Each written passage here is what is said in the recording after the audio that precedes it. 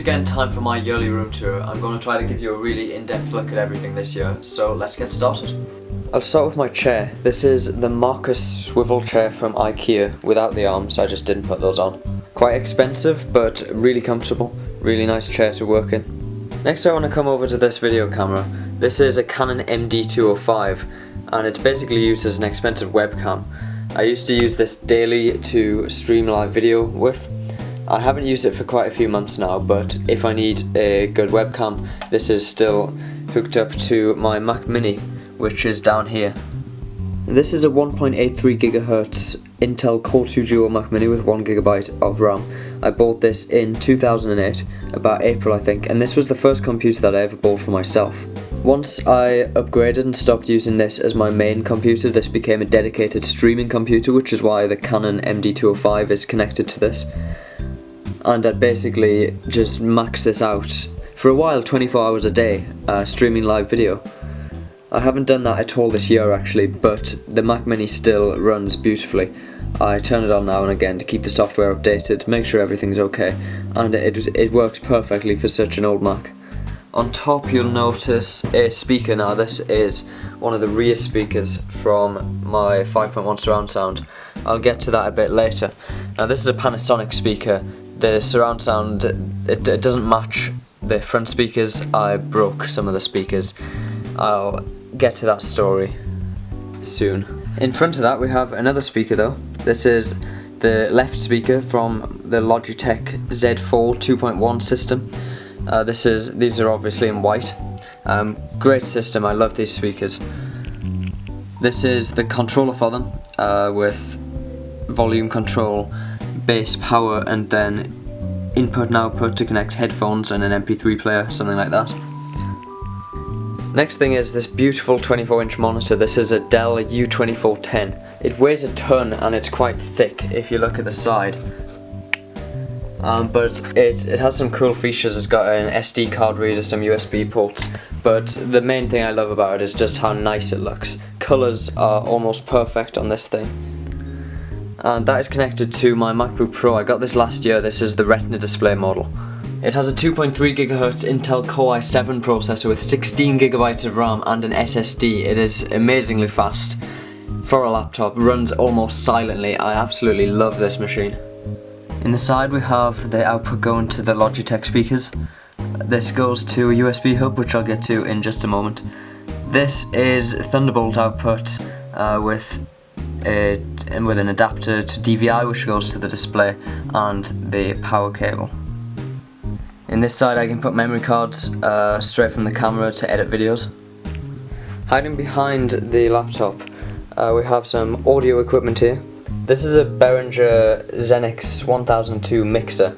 I'll put links to all of this stuff in the description if you want more information. Now this was originally bought for streaming purposes. I have not much connected right now, only a microphone and then output going to the Mac Mini. But what this lets me do is connect a load of sources. I can have a couple of microphones, I can have the output from my laptop, and then mix it all together. There's some EQ settings, make it sound really good, and then push it straight out immediately to the Mac Mini and stream it for people to watch. Next to it here is an Apogee 1 audio interface. This lets me connect microphones, instruments, things like this microphone that is connected in here. I could put that into the Apogee 1. Now lets me connect that to my laptop. And the reason I would use this instead of the mixer is because this is much higher quality. You get no noise from this. It is a brilliant interface, USB. Works the other way around as well. You can use this as like an output device. If you could put this in between your headphones and the computer, it'll really improve the quality of the audio. Right now it's not connected to anything, it's not wireless.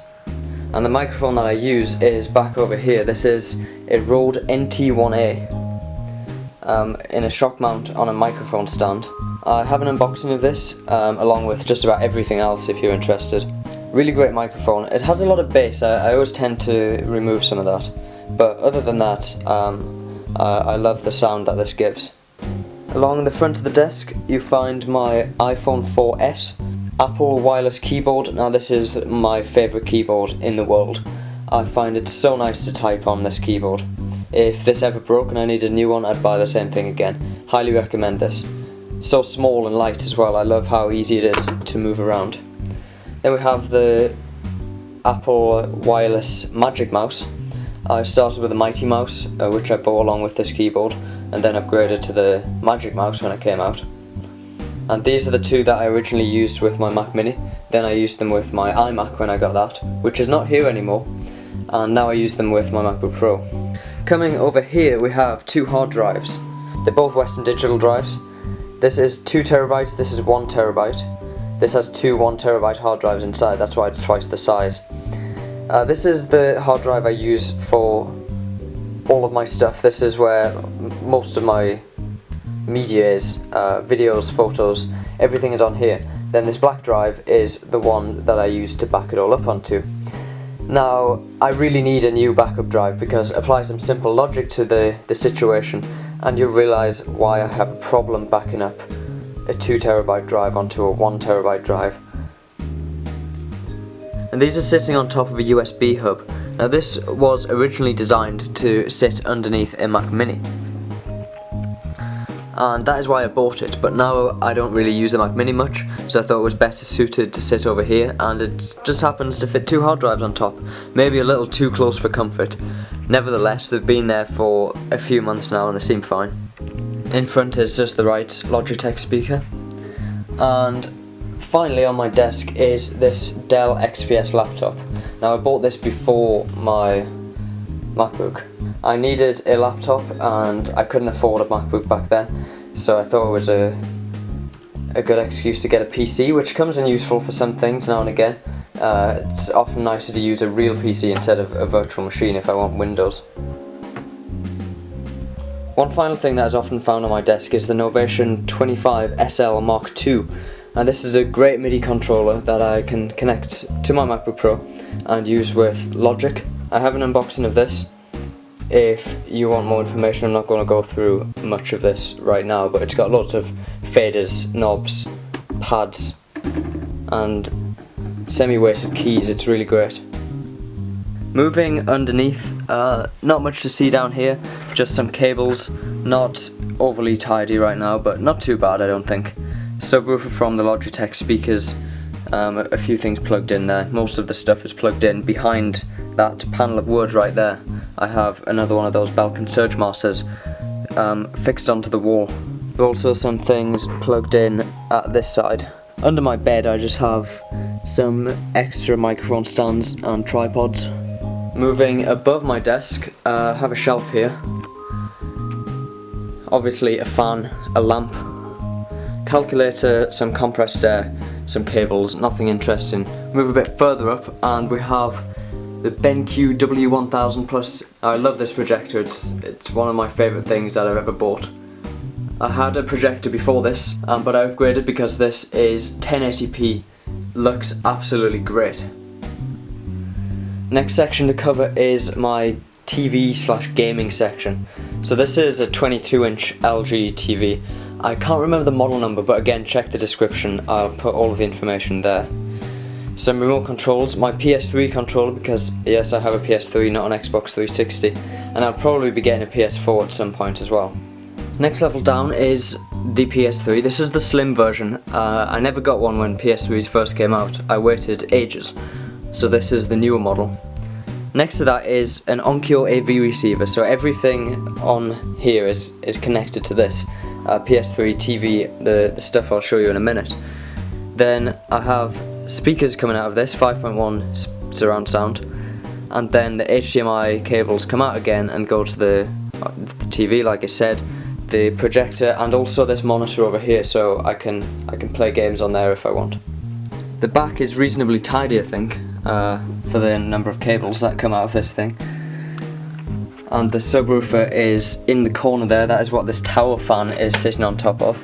Then on the very bottom is where everything is plugged in. I also have my PS2, original PS2 that I got when that first came out, and a Humax HD Freeview receiver, which again I have an unboxing of and I will link to in the description. This thing right here, this is connected to the Freeview receiver, or to Bluetooth down. This is a hard drive, a little portable Seagate 500GB hard drive, which lets me record TV shows onto there. And this right here, this is a Bluetooth headset for my PS3. So the speakers for the surround sound, one is over there, one is at the other side, and then one is on the ceiling pointing down up there. Now this is not the original one which came with the set, because I broke the original one by turning it up too loud.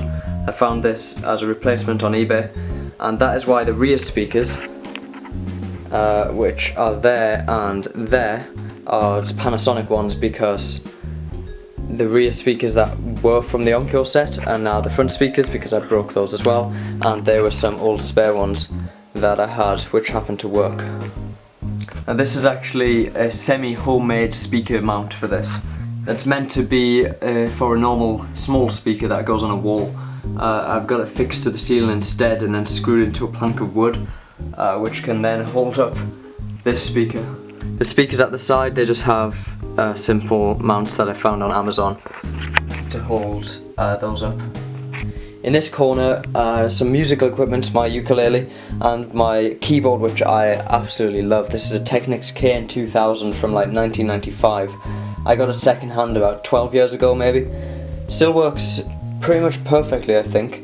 And underneath I have a couple of pedals for it. I use this for volume, but it can be anything, any effect which can be adjusted, and a sustain pedal there. And this is unrelated, a Canon charger for batteries for this camera actually. So you've seen my PS3. PS3 games are in this cupboard here, which is getting quite full actually. If you're interested, I'll do another video on all of the games that I have. There are DVDs and Blu-rays mixed in here as well, with things like The Simpsons and Family Guy. All hidden behind cable ties, random electrical accessories, and some stationary items. Loads more stationery down there, which is quite a mess actually, but it's fine, it's hidden in the cupboard. If I open this cupboard, a few computer science related books. I have the new Turing Omnibus, which I've never read, ML for the Working Programmer, which I haven't read, and Visual C# 2010, which, guess what, I have not read. I'm quite lazy when it comes to reading books. I use this for revision, actually. This one I got told to buy before I started university, and I just found it boring. This one I plan to read, I just haven't found time yet because it is absolutely huge. And this last shelf down here is where I have all of my old CDs. So that's it, that's my room tour / desk setup video for this year.